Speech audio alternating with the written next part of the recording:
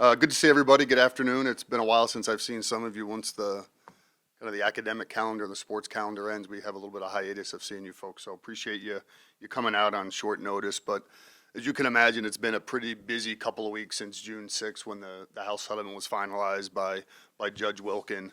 But I think also it's the ending of a pretty stressful period too. So as we announced this morning, we're going to opt in to the House settlement and the ability to provide financial benefits to our student athletes directly as an institution, which I think is the crux of this and certainly a big step forward. I think one of the things we've always tried to do here at NDSU is we're going to make decisions in the best interest of our athletics program, our student athletes, based on the information that we have at the time. And I think early this spring, it was our intent to opt out for a couple major reasons and information that we had at the time. And one is, with the implementation of the House settlement, there were roster limits, and there are going to be roster limits moving forward. And at the time, back in March, when we initially opted out, those were very hard roster limits. And across our sports, of 16 sports that we sponsor, that would have meant probably somewhere between 50 to 65 student athletes that no longer had roster spots at NDSU. And you all know over the course of our history, our depth, the ability to walk-ons to come here, earn a scholarship, and go on and have a successful career is pretty commonplace. So that was a major concern of ours. I think at the time too, based on what we were hearing in terms of the viability of collectives moving forward, it was going to be a little bit business as usual, and so we felt really good. And I'll touch on a little bit more about the collective here in a second, but felt really good about the position that our collective was in, the things that they were doing to support our programs and our student athletes. And then I think lastly, was just the level of financial support we were already providing our student athletes between scholarships, cost of attendance for every single sport, Alston for every single student athlete at NDSU, and then the additional third-party NIL that the collective was doing felt really good in comparison against our peers. But as the settlement started to get finalized, we started to hear a lot more things. There were objectors that talked about roster limits and some real concerns there. And so as we started getting closer, one of the things that the judge was leaning towards is some sort of grandfathering of rosters. And I think there's a couple things that kind of leaned us towards switching up and opting in.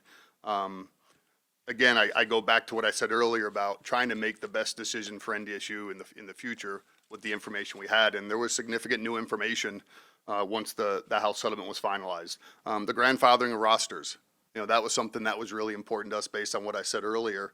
The ability for us to designate student athletes that are above those established roster caps through the House settlement. So being able to plan a 3 to 4 year phase out of those positions or roster spots over the course of the next 3 to 4 years.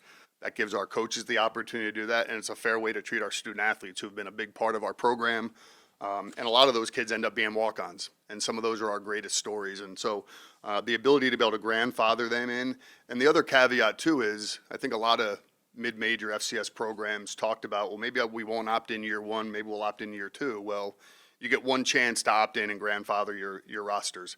And so if we would have pushed this off till next year, we would have immediately had to get to those roster caps. And again, that was a concern for all the things I mentioned earlier. The other thing too is there is a significant change in really the viability of collectives moving forward and the ability for them to do business kind of as usual as they've done in the past, and a really very specific language which I think really limited their ability to be successful in the future was that all third-party deals moving forward needed to have a valid business purpose related to the promotion or endorsement of goods or services provided to the general public for profit. So ideas of working with nonprofits in the community or with collectives to be able to do third-party NIL was going to be really challenging as we move forward. And so those two things, I think specifically, really put us in a position where we felt compelled to go ahead and opt in. So what does this mean for NDSU athletics, our student athletes, our fans, our donors as we move forward? Well, first, as I mentioned, we had the ability to designate student athletes. So for all of our rosters currently, and I think there's, Colleen, 5 to 6 rosters that will have student athletes that'll be designated over that roster cap. We'll have a chance to designate them, and they'll be protected until they either exhaust their eligibility, graduate, or leave NDSU. And again, that's something that we felt really important for us. And then once they leave, then we'll be at that hard roster cap moving forward.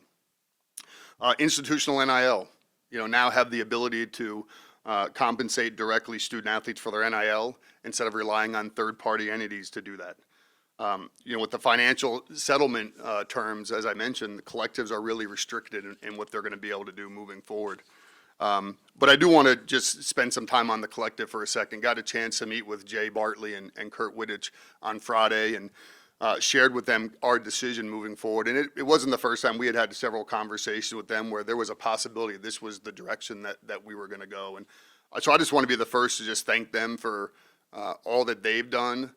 They stepped up probably 2 years ago. We were just talking in the back when nobody else really wanted to. And I think if you ask them today, I don't think they had any idea the amount of work and time and energy that they were going to put into it, and probably some personal finances as well. So we wouldn't be here in the position to be able to opt in right now if it wasn't for the work of Jay and Kurt. So sincerely, I appreciate all the work that you guys did on behalf of our student athletes and Bison fans. We're going to work really closely with them. The transition from the collective to internal or institutional NIL is going to be really important. There's a lot of great donors or members out there that supported the collective, and we'd love to have them continue to support NIL in-house as we move forward. So thanks again to both of them. There were also some byproducts, I think, that we saw in their work with our student athletes that we're going to try to maintain. I thought they were really positive things, opportunities for our student athletes to promote each other.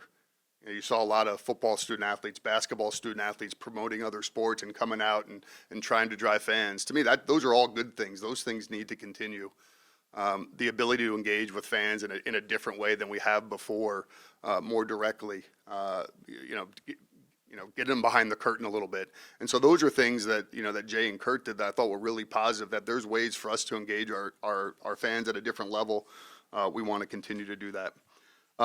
Also, from a team maker standpoint, hopefully you all saw we created the Green and Gold Fund. And there's no surprise that that's what we named it, a really smooth, hopefully, transition from the Green and Gold Collective to the Green and Gold Fund within Team Makers. It's live. People can go ahead. I talked to Kay Turner. It's weird to have a couple of donations in there, which is awesome. But a couple of differences that fans or donors will notice now is donations to Team Makers and the Green and Gold Fund are now tax deductible. And I know that was one of the issues for a long time with collectives is those donations were not tax deductible. And then the other thing too, gifts to institutional NIL will also impact your team maker status and also your priority points, which for those folks out there that live in the priority point world, it's a big deal, right? When it comes into getting access to events, access to tickets, national championship tickets, et cetera. We've already started meeting with our head coaches about what their NIL needs are. And as you can imagine, it's not one size fits all. What works for Tim may not work for Dave, may not work for Jury, may not work for Stevie Keller. And so really getting a feel for how NIL has impacted those programs directly is going to be really important for us to be able to figure out what does this new world look like and how is NDSU going to be successful in it. But really, we're going to lean on our coaches to work with our development staff, our team maker staff, to engage fans, alumni, former players, parents, sports-specific donors who are passionate about their sport to build a plan and drive that NIL goal on an annual basis. And then, as we mentioned last week when we announced our partnership extension with Learfield, is hiring an NIL person in-house who's going to be able to actively work with our student athletes on helping to build their brand, connect them directly to corporate sponsors in the community, but also do some education from an NIL perspective.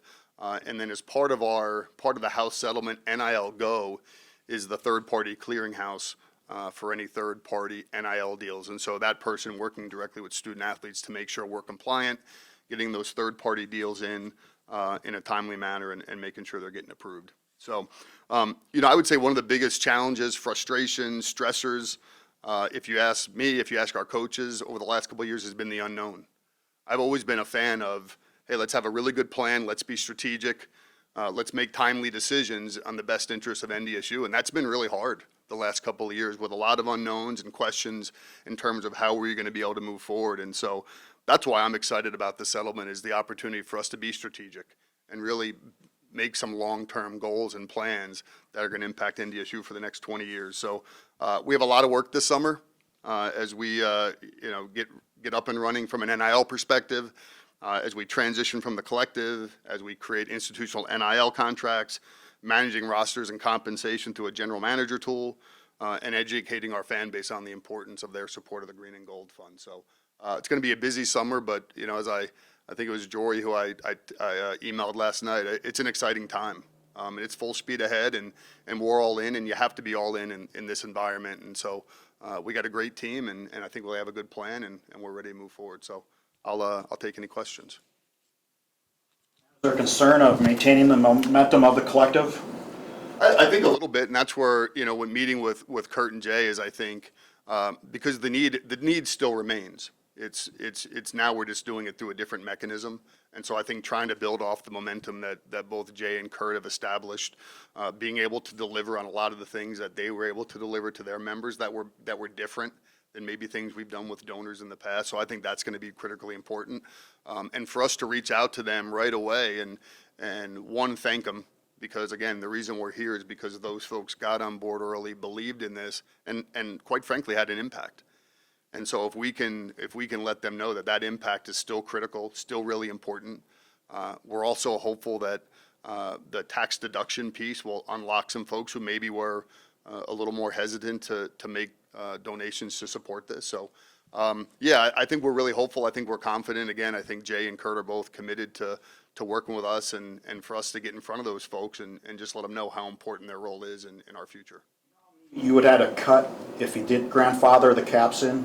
It's about, I think, it was based off of last year's rosters, so it may be off by a couple, but somewhere between probably 50 and 60 or so. So you're going to designate athletes to use football just an example as one sport. So if you got 125 guys on the roster now, eventually you're going to have to be down to 105. Correct. So my math says that you're going to find 20 players currently on the roster that you would then designate, and then what does that do for them? So they're basically protected. So they're protected at NDSU. So let's say in that scenario we have those 20 designated. As student athletes graduate from the 105, Coach Polisek and his staff are going to manage the 105 roster because these 20, and as they either graduate, leave, exhaust their eligibility, those numbers will start to go down. But that number is fixed as long as they're here. Protections don't force them to continue to be walk-ons. You talked about kids earning scholarships. Like they get a designation now, they're probably a walk-on, but that doesn't preclude them from earning a scholarship. Correct. They can earn a scholarship. They can earn any sort of house-related benefits. So that's absolutely a possibility. The other thing too about protecting these student athletes is if a protected student athlete at another institution wanted to transfer to NDSU, they would still be protected. So they would actually go into our protected pool. Right, Colleen? Okay, that's what I thought. Of raising football scholarships, do you want to get to 105? I mean, I think that we've talked a lot about it. I think what we're hearing, because the other big difference, not as much with football, but with all of our sports now, we had some head count sports, men's basketball, women's basketball. They now all become equivalency sports like the rest of them, so you have a little more flexibility. I think with football, what we're hearing nationally at the FCS level, there's not a huge push to add scholarships. I think right now people are more concerned with the NIL piece than scholarships. Now, that could evolve over the course of the next couple of years, so we'll see what that looks like. But I think we want to continue to be at the forefront of that. If that number starts to move, we would like to see that as well.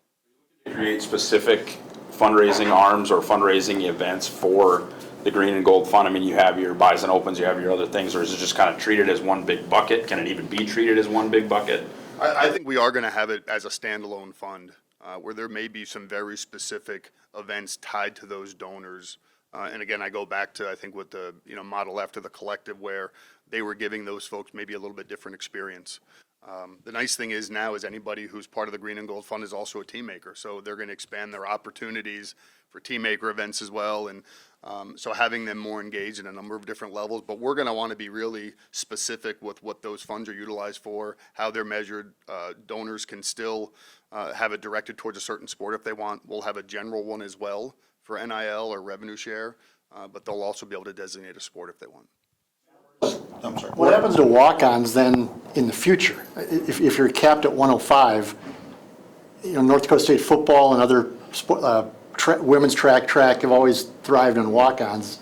So what happens to that are there still gonna be walk-ons in the future, or is Well, it? you could still but in theory, yes, you could still have walk-ons. You know, if we're not adjusting our scholarship level right now, and Coach Polisek uses his 63, and let's say he uses 63 scholarships on 85 players, you're gonna have 20 walk-ons. Now, we may also be supporting those walk-ons with maybe other sorts of NIL. They'll be eligible for Alston. So there's opportunities there. So I don't know if they'll be true walk-ons per se. And then the same thing with women's track. They have 18 full scholarships, 45-person roster. There's probably a chance that some of them may not be on scholarship. So you still, now the number will be less than what it's traditionally been, but there'll still be opportunities. Get you in any kind of trouble, so I'll use an example in the past. Like a Gray Zabel gets a massive offer. What's your, and says, well, this is what's on the table. I want to stay. What's your flexibility for like specific student athletes when combating your P5s, whatever, whoever comes in and says, I've got $1 million, and you go, well, we don't have $1 million, but how does your flexibility kind of work in that way? Well, I think a couple things. One is in theory, you have flexibility. There's far less rules for institutional NIL than there are for third party. So we have a ton of flexibility up to $20.5 million in year one. Now, we're probably not going to get to $20.5 million in year one, but we have a ton of flexibility there. So really where our abilities, what I'd like to get to is I think what we've seen the last couple of years, and again, this is by no fault of anybody, we've had to be very reactive to some of the NIL things where we'd like to get to a point where we have a really solid base within the Green and Gold Fund where programs that need it will have a budget that they can utilize and assign on an annual basis. And then you are going to have those special circumstances where you may need to maybe do a little bit more. And that's where that general fund will be important. Coach is gonna be in charge of how they distribute NIL funds to their athletes? Yeah, in consultation with their sports supervisor. We'll want to have a philosophy, I think, within our program. Again, I still am a firm believer in, at least for the foreseeable future, we're not going to be a place that's paying kids $500,000. That's not who we are, and I don't know if that's who we want to be. But we'll work really closely with our coaches to make sure that there's a rhyme and a reason and there's a plan that makes sense for their program and it makes sense for the leagues in which we operate and what the expectations are for those programs. The NIL fund gonna be raised, or can you use institutional dollars, or take money from Peter to pay Paul, so to speak? Yeah, you can, both. Yeah, you can do both. Our goal would be to not go into current institutional funds if we don't have to.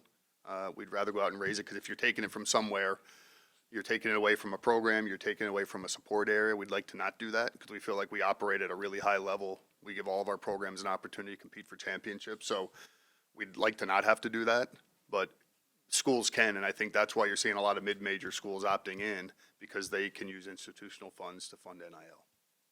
Kind of feeling what was in the wind with the other Dakota schools affect this, all three of your peer institutions opting in? I mean, how much did that come into the thought process? As much as we compete on the field, I feel like I have really good relationships with those three ADs, and we talk a lot.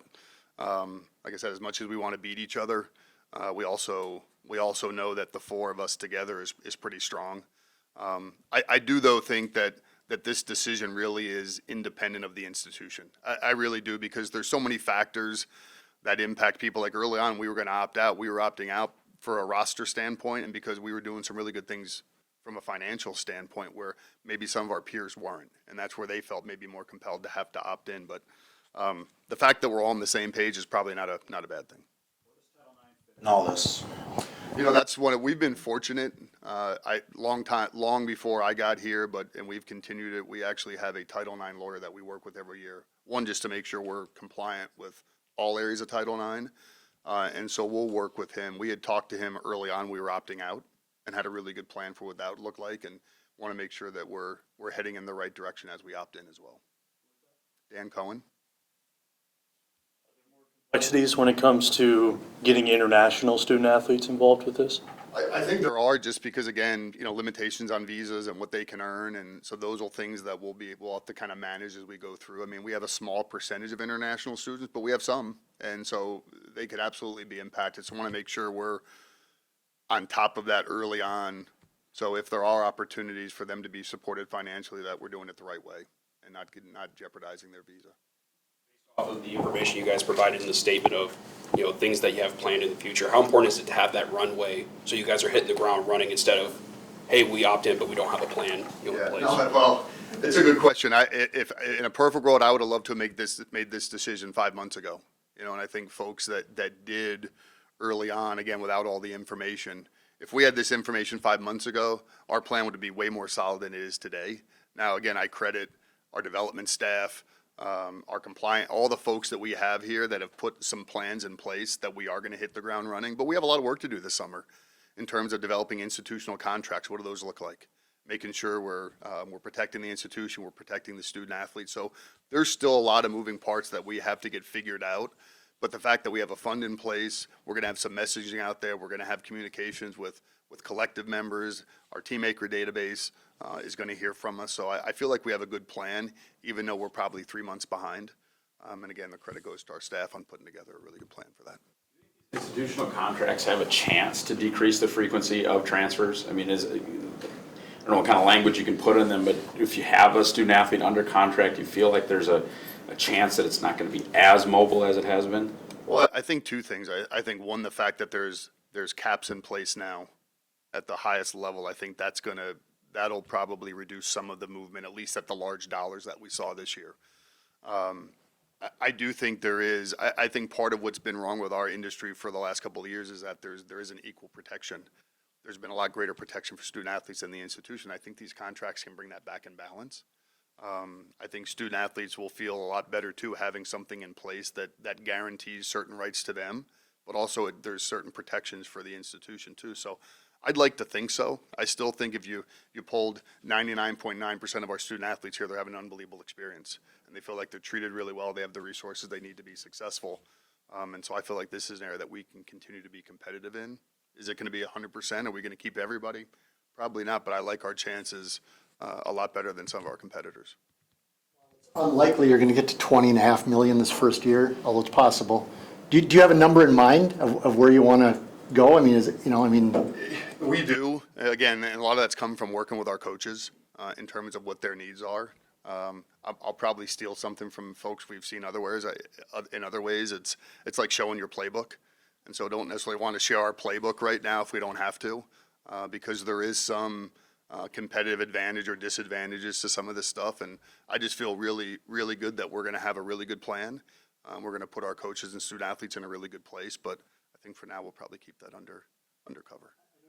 the guy in the Learfield position, but do you anticipate having to add more staff? Because this is, again, looking at football, Tim's gonna have 105 guys to deal with, contracts, money.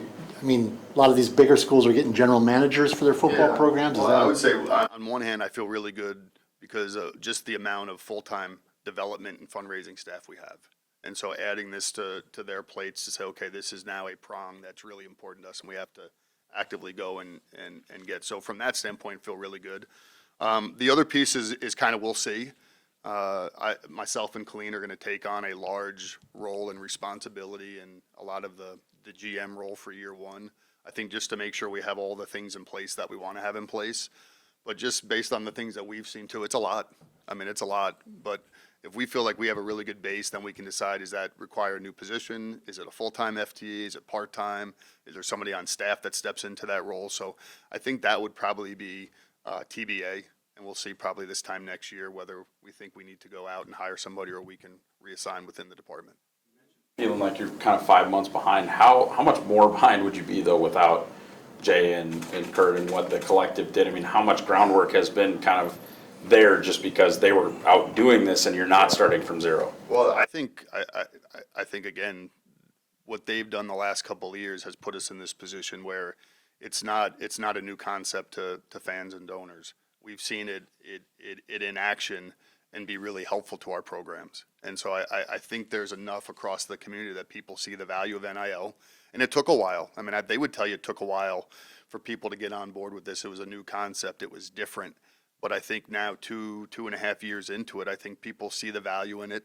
And again, I go back to is the type of student athletes we have here, the type of character integrity they have, the give back that they get back into the community. I think a lot of those donors are seeing the return on that investment. So absolutely, the work that they've done in the last couple of years has positioned us really well to be able to hopefully take the baton and keep it going forward. The career decision to become an athletic administrator in college, did any of your classes at Stony Brook ever go into you're gonna be paying athletes and coming up with institutional contracts for them. Never. There was always this, it was always so much of, we don't want to ruin anybody's amateurism, right? It was, and, you know, when I got into college athletics, it was about developing young people to go on and be successful in whatever career they chose and give them a really great experience in college athletics. But I think like any industry, they all have major evolutions, and this is a major evolution. And I would say probably early on, some of our coaches will probably tell you, I was resistant to some of this stuff. And not because I don't think our student athletes deserve support, but it was 28 years of amateurism coming back to and hitting you square in the face. But I think if done right, and I said the balance for us is always going to be, how do we find a way to financially support our student athletes in a really good way, but also make sure we're bringing in the type of kids that we've seen at NDSU for decades. The kids that it is about team, it's hard work, it's perseverance, it's all the things, it's competing for championships, it's doing the hard things when people aren't looking. How do you balance those two things? And I feel pretty confident our coaches can continue to do that. But yeah, this is a completely new world.